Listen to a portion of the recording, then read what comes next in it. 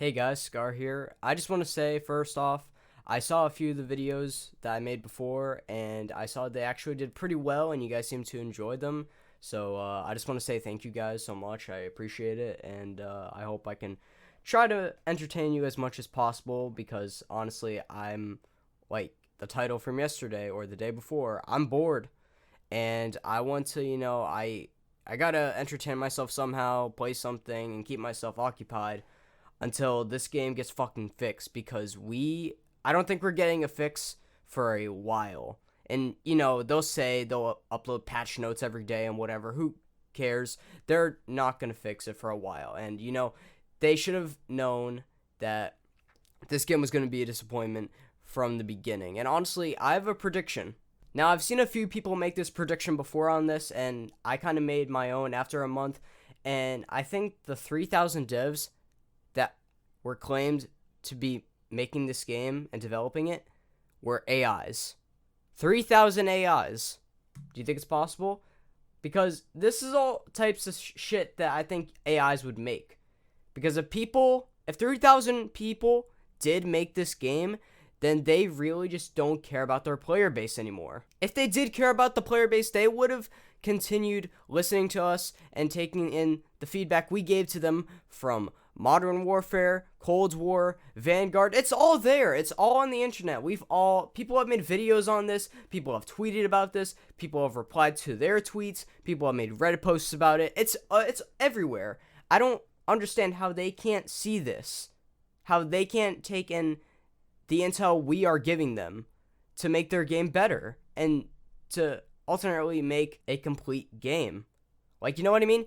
Like, Black Ops 2, that was one of the best video games for Call of Duty ever, and one of the best video games of all time, in my opinion. It's a pretty decent game, but it was complete. It had a lot of, Call of Duty games have their issues, but that game felt perfect.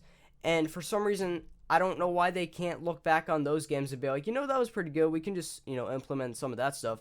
I don't get why they don't do that now, They haven't been doing that for a bit, and I wonder why. I just really, I look and wonder and just try to realize.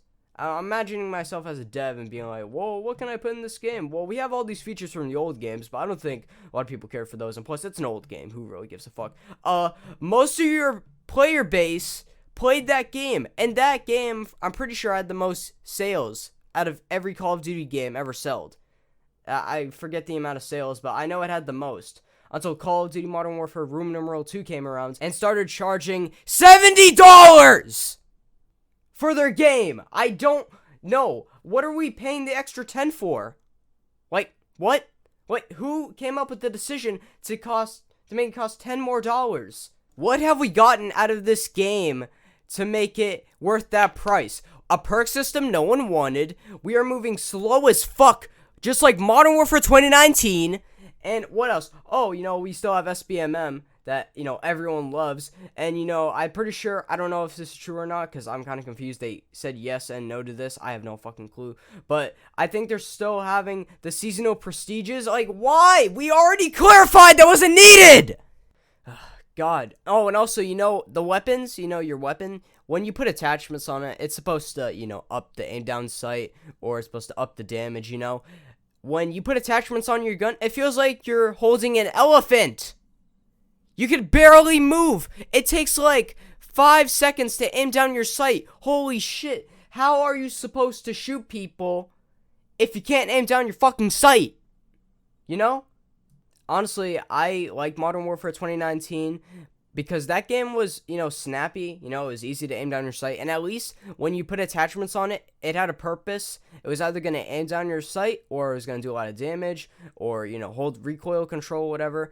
That made sense for attachments, in my opinion, because at least, it had an impact. But in these attachments, it feels like it does like 1% for a certain category, and somehow does it all. I don't get how that happens. I don't understand what the point of that is, but it's confusing. I don't fucking know. Infinity Ward really confuses shit now with Modern Warfare 2 having attachments that sometimes don't even do anything!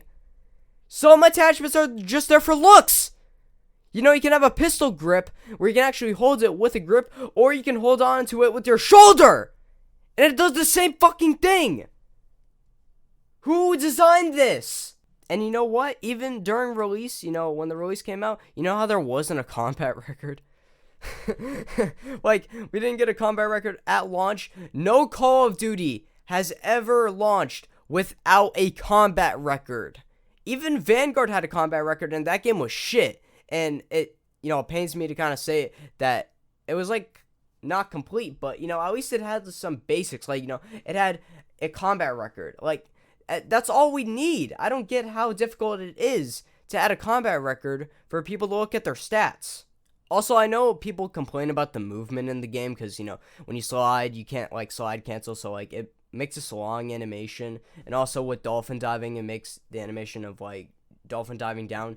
But what's the point of, like, doing that if, like, we can't shoot our gun? It's not really a big issue for me, but, like, still, it's kind of weird because why add this if, like, there's no advantage to doing it? I get dolphin diving is kind of good, you know, you can get away, but, like, sliding, there's not really any point to that. But, like, you can't really shoot, like, when you're dolphin diving, because that would have been cool, like, if you could dolphin dive in front of someone and, like, kind of shoot them, like, that would be kind of sick. That'd be kind of funny sometimes. Like, if that happened in SND, I would totally do that. Like, that's kind of fun. But I'm not coming back to the game for a bit, so that's gonna take a while. But anyway, what else do we got? Oh, there was crashing a lot. Dude, the first Modern Warfare 2 video, I don't know about the first, but the first time I played Modern Warfare 2, the day of release, I played with a friend, and there's a video, it was one of the gaming videos I made. We crashed, both of us, more than 25 times. Like, and even in the video, it literally shows him crashing. I didn't crash. I crashed, like, when I got home from school a ton, and then I played later at night with him, and he was crashing all the time. Every, like, 10 minutes or every next match, he would crash. And I don't get it. And a lot of people were crashing. It was flooding, but still, it was crashing for everyone. And even after the fact, the game was still crashing. And I haven't crashed in a while, but it happened still, like, once in a while. And some people crashed and they get banned, you know. But that was kind of when Ricochet was just banning people for no reason. That was another issue. Their anti-cheat was doing such a great job, it was just banning people for no reason. Again, I don't know too much about anti-cheats, but it was just, you know, they fixed that soon after they were aware that it was happening. But still, it's fucking stupid. I don't know. The thing is, people are still banned and people are still tweeting about that. So that just kind of made me want to bring it up. So, yeah. Also, you know, the UI. I think we all know what this is. This was from a reject Hulu employee that worked on this. I wasn't looking for something to watch. I'm sorry. I wasn't trying to watch Only Murders in the Building. I mean, that's a decent show. It's not bad.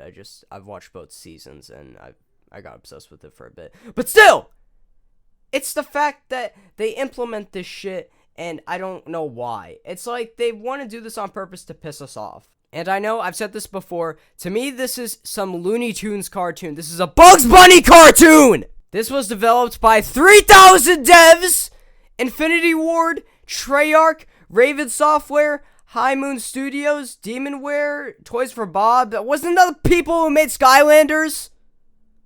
God, so fucking irritating. I'm pulling up the Steam charts right now, and I see that Call of Duty Modern Warfare 2 and Warzone 2 are still at around 75,000 current players. Sorry, I had to laugh.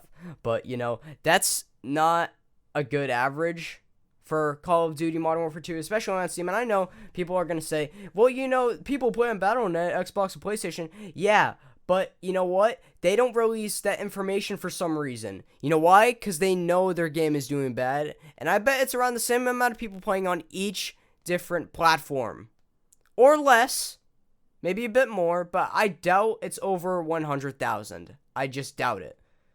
I don't believe that there's that many people. Their minimum for everyone playing this game, the minimum of people playing this game is 1 million.